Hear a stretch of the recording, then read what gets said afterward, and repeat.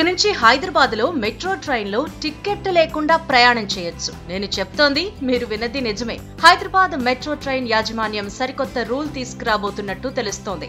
ఇప్పటి వరకు online, offline ద్వారా టికెట్ కొనుగోలు చేసి మెట్రో స్టేషన్లకు ఎంట్రీ ఇచ్చేవారు. ఆ తర్వాత తిరిగి వెళ్లే సమయంలో కూడా క్యూఆర్ కోడ్ స్కాన్ చేయాల్సి ఉండేది. కానీ ఇక నుంచి ఇలాంటి బాధలుండవు. విదేశాల్లో ఉన్నట్టు ఓపెన్ లూప్ టికెటింగ్ వ్యవస్థను తీసుకురావాలని హైదరాబాద్ మెట్రో యోచిస్తోంది.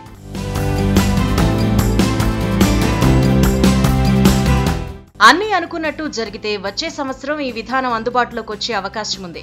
ఈ విధానంలో ప్రయాణికులు తొలుత టికెట్ తీసుకోకుండానే రైలు ఎక్కేయొచ్చు. దిగిన తర్వాత ప్రయాణించిన దూరాన్ని బట్టి మెట్రో అధికారులు ఛార్జీలు వసూలు చేస్తారు.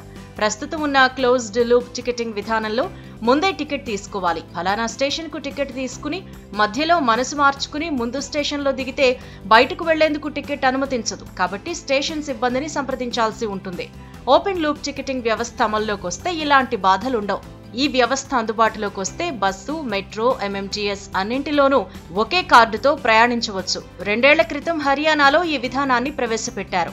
బస్సు ఎక్కేటప్పుడు కార్డు చూపించి మళ్లీ దిగేటప్పుడు చూపిస్తే ప్రయాణించిన దూరాన్ని బట్టి డబ్బులు కట్ అవుతాయి. 2012లో లండన్లో ఈ విధానాన్ని ప్రవేశపెట్టారు. అది విజయవంతం కావడంతో ప్రపంచవ్యాప్తంగా పలు దేశాలు అందుబాటులోకి తెచ్చే ప్రయత్నం చేస్తున్నాయి.